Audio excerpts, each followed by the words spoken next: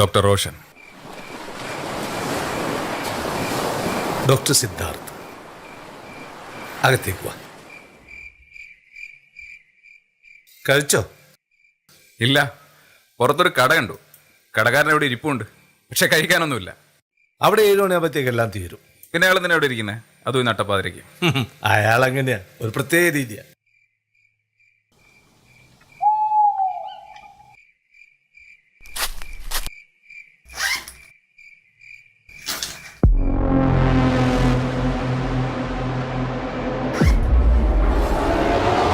അവസാനം ഡോക്ടർ റോഷൻ വടക്കേ മുറി തറവാട്ടിലെത്തി, എന്റെ കൈ കൊണ്ടുടങ്ങാൻ.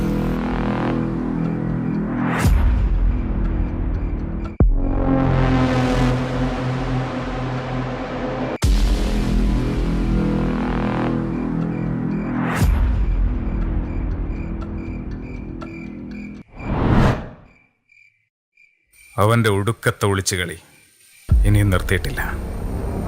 ചാവാൻ മണിക്കൂറുകൾ മാത്രം ബാക്കിയായിട്ടും നിർത്തിയിട്ടില്ല.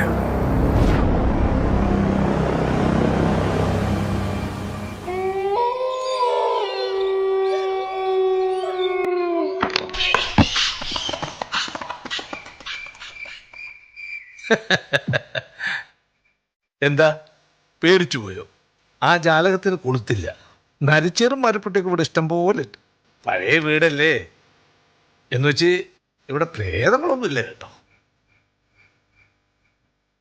ഞാൻ പ്രേതമുള്ള വീട്ടിലും താമസിച്ചിട്ടുണ്ട്. ഇതുപോലെ നരിച്ചീറും മരപ്പട്ടിയൊന്നുമല്ല.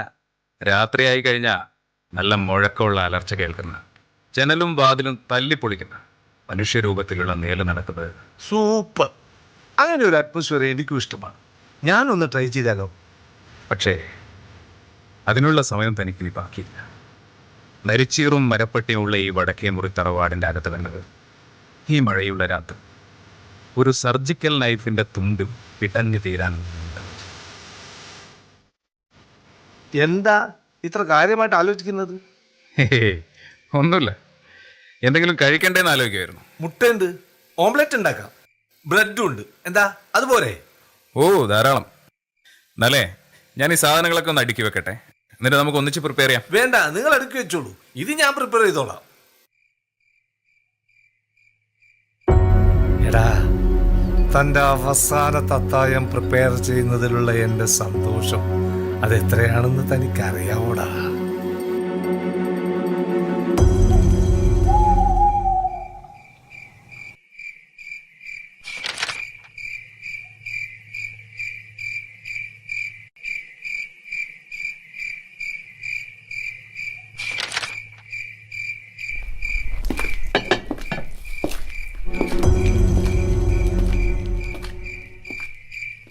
അതെന്താ ഒരു ശബ്ദം കേട്ട്?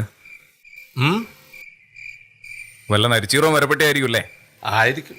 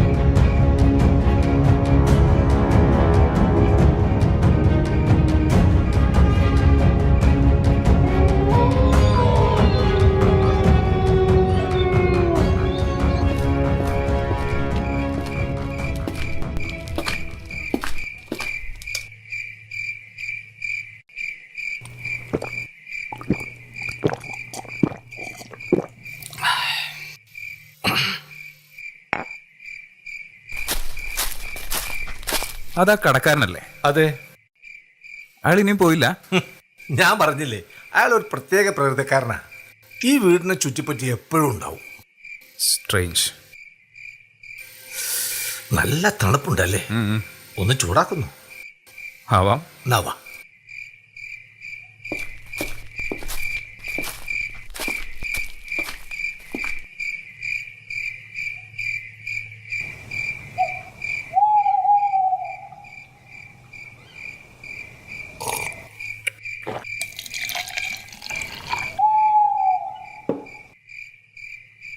കൂമൻ. നോ മൂങ്ങ. അത് രണ്ടും ഒന്ന് തന്നെയല്ലേ? അതെ, പക്ഷെ ഞങ്ങൾ അതിന് അങ്ങനെയാ പറയുന്നത്. മൂങ്ങകൾ പല തരത്തിലാണ്. ഫോറസ്റ്റ് ഔലറ്റ് എന്നൊരു പ്രത്യേക ഇനമുണ്ട്. അതിന്റെ ഫോട്ടോ എടുക്കാൻ 8 ദിവസം ഒറ്റയ്ക്ക് ഒരു കാട്ടിൽ കഴിഞ്ഞിട്ടുണ്ട്. മരത്തിന് മുകളിൽ ഇരുന്നാൽ കാണാം താഴെ കടുവയും സിംഹവും ഹൈനകളും നടന്നു പോകുന്നത്. ഓ, നമ്മുടെ ബ്രീത്ത് ഒന്ന് പിഴച്ചാൽ മതി, അവറ്റകൾ നമ്മളെ കണ്ടുപിടിക്കും. കാട് അത് എക്സ്പീരിയൻസ് ചെയ്ത് തന്നെ അറിയണം. കാട്ടിൽ വലിയ എക്സ്പീരിയൻസ് ഇല്ല അല്ലേ? ഞാൻ പിന്നെ വൈൽഡ് ലൈഫ് ഫോട്ടോഗ്രാഫിയിൽ ഇൻട്രസ്റ്റ് ഉള്ളത് കൊണ്ട് കാട്ടിൽ പോയല്ലേ പറ്റൂ. ഫോട്ടോഗ്രാഫിയിൽ എനിക്ക് ഇൻട്രസ്റ്റ് ഒന്നുമില്ല, പക്ഷെ കാട് അത് ഞാൻ ശരിക്കും എക്സ്പ്ലോർ ചെയ്തിട്ടുണ്ട്. കടുവകളെ മരത്തിന് മുകളിലിരുന്നല്ല, ഇതുപോലെ ക്ലോസ് റേഞ്ചിൽ കണ്ടിട്ടുണ്ട്. 300 കിലോ ഭാരവും 1000 PSI ബൈറ്റ് ഫോഴ്സുമുള്ള ഒരു മൃഗം. ഓർമ്മ വരുമ്പോൾ ഞാൻ ഫോറസ്റ്റ് റേഞ്ചിലുള്ള ഒരു ക്ലിനിക്കിലാണ്. ദേഹം മുഴുവൻ മുറിവും മൾട്ടിപ്പിൾ ബോൺ ഫ്രാക്ചേഴ്സും. ഒരു ഫിക്ഷൻ പോലെ തോന്നുന്നു, നിങ്ങൾ വായിച്ച നോവൽ പോലെ. റേതോ, my life itself is like a fiction. അടുത്ത തവണ ബർമുഡ ട്രയാങ്കിൾ ഒന്ന് ട്രൈ ചെയ്താലോ? Sounds like where you are right now, all set to vanish forever.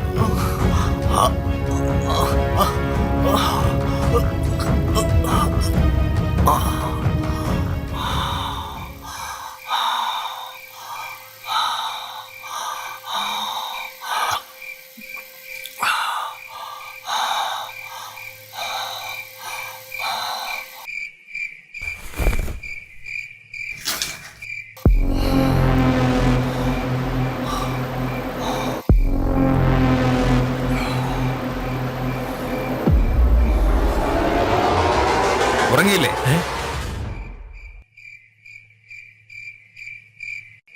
നിങ്ങൾ ഉറങ്ങിയില്ലേ? ഇല്ല. നമ്മൾ ഒന്നുകൂടെ പിടിപ്പിച്ചാലോ?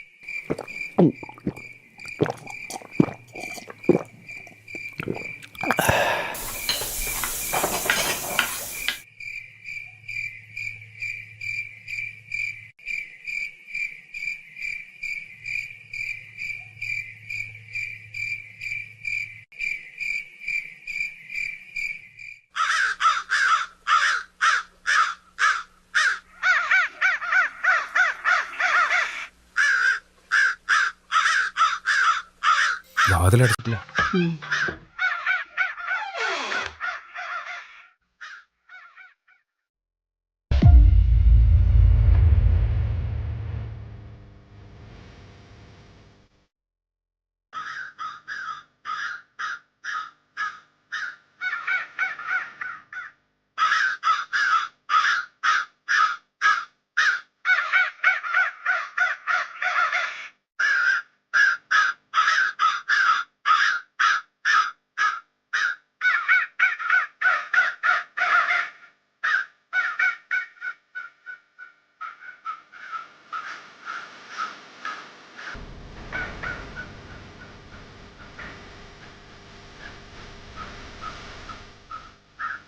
കയറാണ്. ഉം. അങ്ങനെ അതും കഴിഞ്ഞു.